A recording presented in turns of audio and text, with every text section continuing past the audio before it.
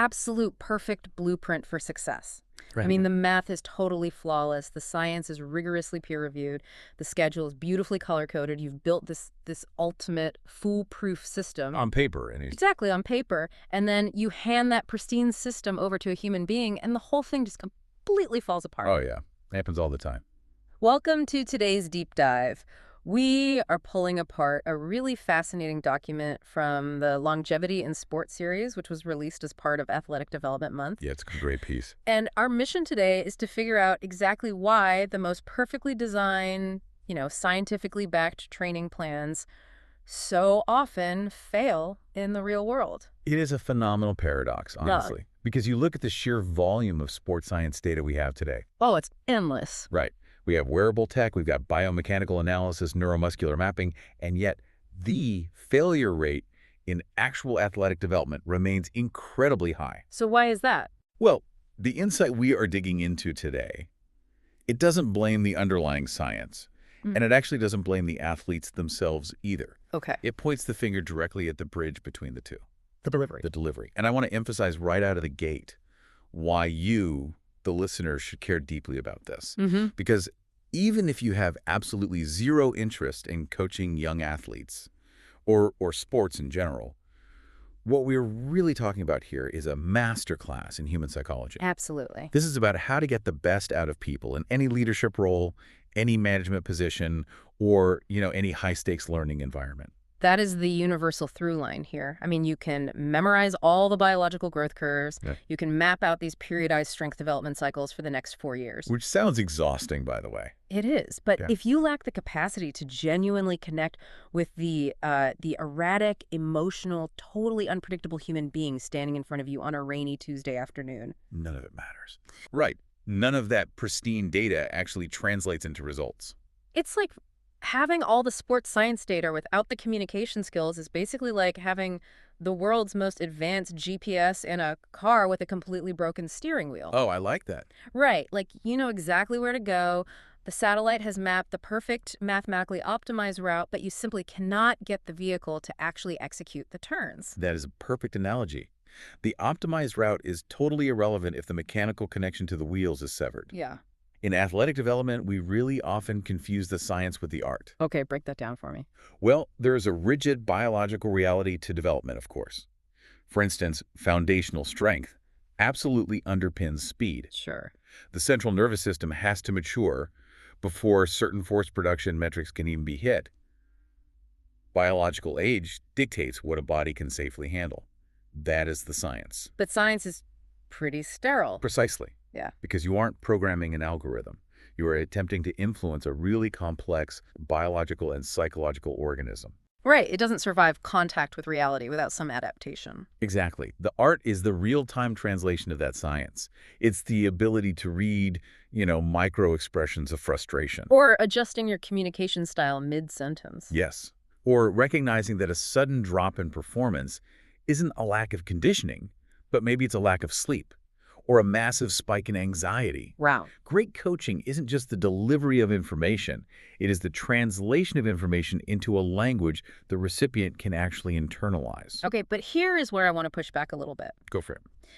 Calling it an art makes it sound like this mystical innate instinct. Like you are either the horse whisperer of human beings or you just aren't. Right, right. If I'm a highly analytical manager or a super data-driven coach, am I just out of luck? Or can we actually systemize this intuition? That is the million-dollar question. Can we teach the GPS how to fix the steering wheel? Yes, and the answer is a definitive yes. Yeah. You don't have to rely on innate charisma or some mystical intuition. Oh, thank goodness. Right. Practitioners in the field utilize a highly structured operational framework to actually systemize this exact art. And the source document lays this out, right? It does. It's an approach built around a core set of principles, often remembered by the acronym M.O.L.D. M.O.L.D. Okay, let's get into it. Let's start with the foundation. The M, which stands for movement must dominate. Movement must dominate The it. principle here is that before any specialized skill can be truly mastered, an athlete needs a massive, varied motor vocabulary. So like running, jumping, balancing. Tumbling, changing direction in chaotic environments, All of it. Okay, wait, I have to stop you there. Because that directly contradicts the whole modern 10,000-hour rule culture. Oh, totally. Right? Like, if I have a talented 8-year-old, conventional wisdom says I need them swinging a golf club or a baseball bat like 500 times a day to groove that highly specific neural pathway. Which is everywhere now. Yeah. Why would I waste their really limited practice time playing tag or doing random gymnastics? Because early specialization is a neurological trap. Really? Yeah. When you force a child to repeat a highly specific biomechanical movement thousands of times before they have developed a broad base of general movement, You're rushing it. you are essentially building a skyscraper on a foundation of sand. Uh-huh. From a neuroplasticity standpoint, a broad motor vocabulary gives the central nervous system multiple degrees of freedom, Meaning what, exactly? meaning it gives the brain alternative ways to solve physical problems. Mm-hmm. If a kid only knows how to move in the exact perfect plane required for a baseball pitch, Uh-huh. the moment a game situation forces them slightly out of that perfect alignment, their nervous system doesn't know how to recruit alternative muscle groups. Oh, wow. And I'm guessing that is exactly when catastrophic injuries occur. 100%. So all that tumbling and chaotic play isn't just a warm-up or like a way to burn off energy. No, the text specifically warns against thinking of it that way. It says, and I quote, "Movement is not a warm-up. It is the foundation of everything." It is literally building the neural safety net that the specialized skills will eventually rely on. Exactly. You cannot optimize a machine that doesn't know how its own parts work together. Okay, that makes so much sense. So that's M. What's next? Moving past the physical foundation, we hit the psychological layer, which brings us to the O in the framework. Open to communication variances. Open to communication variances. Right.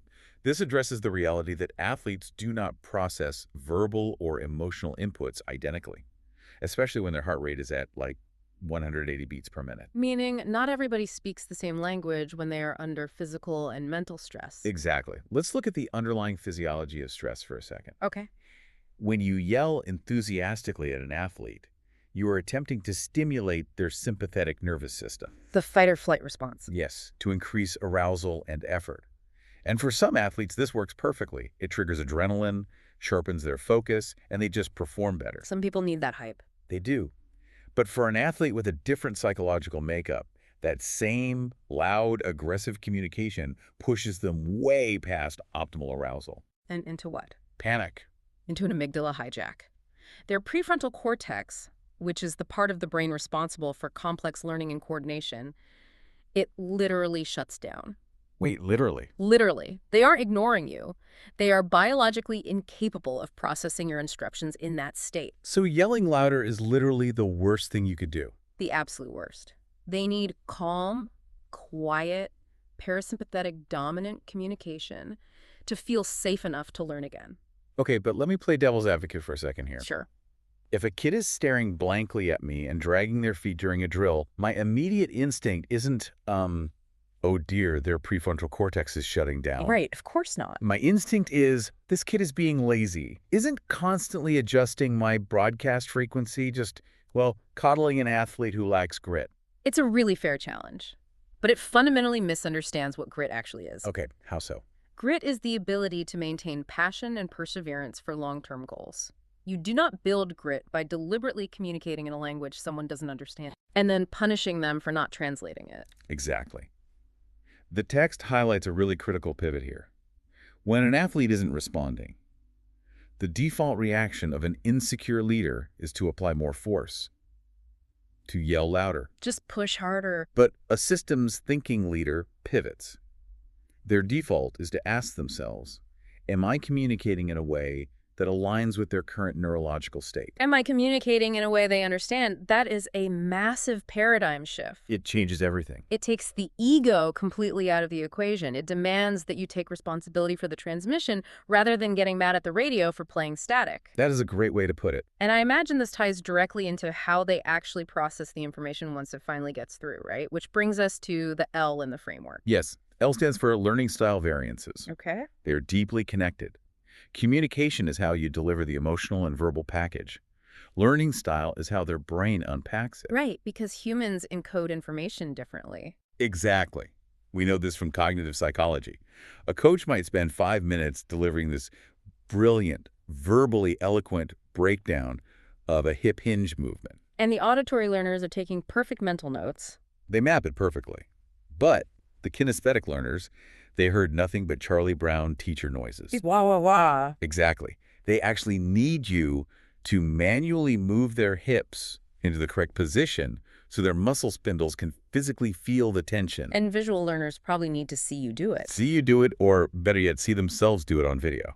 So if you stubbornly stick to a one-dimensional teaching style, which is usually whatever style matches how you personally learn, Which is what most coaches do. you are systematically excluding a massive percentage of the room. You're effectively putting a ceiling on your own team's potential because of your own pedagogical inflexibility. You are artificially limiting who can succeed under your leadership, which leads us to the final and arguably most critical letter of the M.O.L.D framework.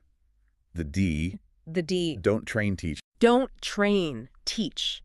I want to dive deep into this because there is a quote summarizing this concept in the text that completely rewired how I think about development. Oh, another one. It says, "The goal isn't to exhaust them. The goal is to equip them." It sounds so simple, It but it is radically countercultural. really is. In modern fitness and sports culture, we have completely conflated metabolic fatigue with neurological adaptation. We think that if an athlete isn't lying in a pool of their own sweat, gasping for air, the session was just a failure. Yeah, it is the easiest trap in the world to fall into. I mean, anybody can make someone tired. Right. I can put a total novice on a treadmill, crank the speed and the incline to the absolute maximum, and just watch them collapse in 3 minutes. And they sweat a lot. And I can pat myself on the back and say, wow, look how hard I pushed them. But I didn't teach them a single thing. Not a thing. I didn't improve their stride mechanics. I didn't teach them how to regulate their breathing. I didn't build any resilient tissue. I just applied mindless stress. And mindless stress creates fragile athletes. Mhm. True teaching, actually equipping them, requires a fundamental slowing down of the process. Slowing down. Yeah. When you teach a skill, you are trying to wrap myelin around a neural circuit to make that movement faster, more efficient, and permanent. Right. Deep practice is slow. It requires the athlete to understand the why behind the movement. It requires them to make mistakes, recognize the error, and self-correct. And exhaustion just ruins that. Exhaustion actually destroys this process. Yeah. Because when fatigue sets in, the nervous system reverts to its oldest, most ingrained compensatory movement patterns just to survive the drill. Oh, wow. So you literally stop learning the new skill and just start reinforcing bad habits. Exactly. So a great leader isn't a drill sergeant trying to break people down. They're an educator trying to build cognitive and physical independence. But But let's bring this down from the theoretical to the intensely practical. let's do it. We have this beautiful framework. We want to teach, adapt to learning styles, foster movement. But when you walk out onto a field, or into a boardroom for that matter, how do you quickly diagnose the specific psychological state of the individual standing in front of you? Right, so you know which tool to use. Exactly. Practitioners use a highly effective diagnostic tool for this. It's a real-time 4-box matrix that evaluates the athlete on 2 intersecting spectrums. Okay, what are the spectrums? Their current skill level for the task at hand and their current motivation level. Skill and motivation. Let's explore the friction points of those intersections. I want to guess the dynamics here. All right, let's play. Let's start with low skill, low motivation. Okay, low skill, low motivation. This is the absolute beginner who is terrified of being there. Maybe a kid whose parents forced them to sign up. That's the most fragile quadrant. This individual's primary psychological need is safety. Psychological safety. Right. They're anticipating failure and judgment. If you throw them into a highly competitive drill, they will completely withdraw. So what's the strategy? Extreme direction, tiny achievable micro goals, and totally removing the penalty for failure. Okay, makes sense. What about the opposite extreme? High skill but low motivation.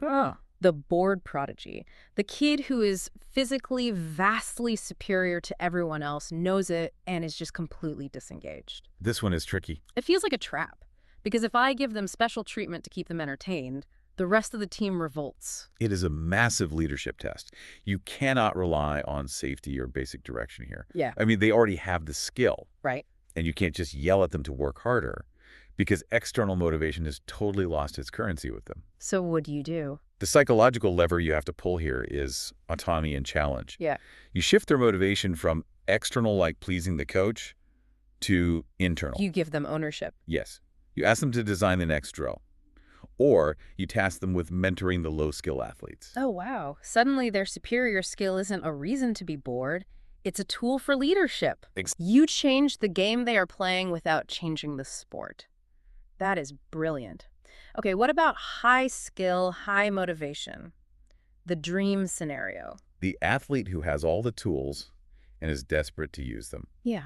The biggest mistake a coach can make here is micromanagement. Oh, interesting. When an athlete is highly skilled and intrinsically motivated, your job is to set the parameters, provide the overarching goal, and get out of their way. They don't need step-by-step instructions. No, they thrive on collaborative problem solving. Okay. And finally, the fourth box. Low skill, but incredibly high motivation. The golden retriever of the team. Yes. They will run through a brick wall for you, but they have absolutely no idea how to actually run. They have the engine, but no steering wheel. The danger here is that their high effort masks their lack of mechanical efficiency. So if you just cheer for their effort. They will eventually injure themselves or hit a massive performance plateau. They need highly structured, patient technical guidance. You have to channel that raw enthusiasm into slow, deliberate practice. Okay, parsing out those 4 psychological profiles makes total sense in a vacuum. But we don't coach in a vacuum. No. Here is the massive logistical nightmare. I have 20 kids running around a gymnasium, chasing a ball, experiencing wild mood swings. Chaos. Absolute chaos. I cannot simultaneously be the safety net for the anxious kid, the complex problem generator for the bored prodigy, and the technical guru for the hyperactive novice. How does this matrix survive group dynamics? Well, the short answer is it doesn't. Not if you stick to traditional coaching structure. Okay. The fatal flaw of most group environments is the one-size-fits-all approach. We try to run 20 diverse nervous systems through the exact same drill with the exact same constraints at the exact same time. Is an administrative convenience? But it destroys individual development. The solution requires environmental engineering. Environmental engineering. You mean changing the physical setup of the practice to force different interactions? Exactly. Instead of a monolithic block of instruction, you utilize a constraints-led approach within smaller stations. So breaking them up? Yeah. You break those 20 athletes into 4 groups of 5. Group A is playing a small-sided game with a specific rule that challenges the highly skilled kids. Group B is doing a slow, isolated movement drill for the novices. So by decentralizing the practice, you buy yourself the margin to step into a small group of 5, quickly diagnose the matrix of those specific kids, deliver 3 minutes of highly targeted, individualized coaching. They step out. Wow. You manage the environment so the environment does the heavy lifting, allowing you to be surgically precise with your actual coaching interventions. Oh, that's amazing. And there's a big but here, which brings us to the ultimate trap that even the most well-intentioned, highly educated coaches fall into once they get into those small groups. The danger zone. The danger zone of overcoaching. The curse of knowledge. Oh, it's so real. When you possess all this granular data about biomechanics and kinematics, the temptation to share all of it simultaneously is just overwhelming. It's the ego's desire to prove its own expertise. Right. We see an athlete perform a complex movement, like, say, a tennis serve or a power clean, and our trained eye spots 6 different biomechanical inefficiencies. The angle of the knee, the grip width, the hip drive. The eye focus, everything. Mm-hmm. And so we step in and give the athlete a 6-part, highly technical verbal breakdown of everything they did wrong. Which violates absolutely everything we know about cognitive load theory. Entirely. The working memory of a human being, especially an exhausted youth athlete, cannot hold 6 novel technical cues simultaneously. It causes total system paralysis. The goal should be clarity, simplicity, and confidence. But instead, they step up to try the movement again, and instead of relying on their fluid motor patterns, their brain is frantically trying to process an impossible checklist. They look robotic, they freeze. And inevitably, they perform worse.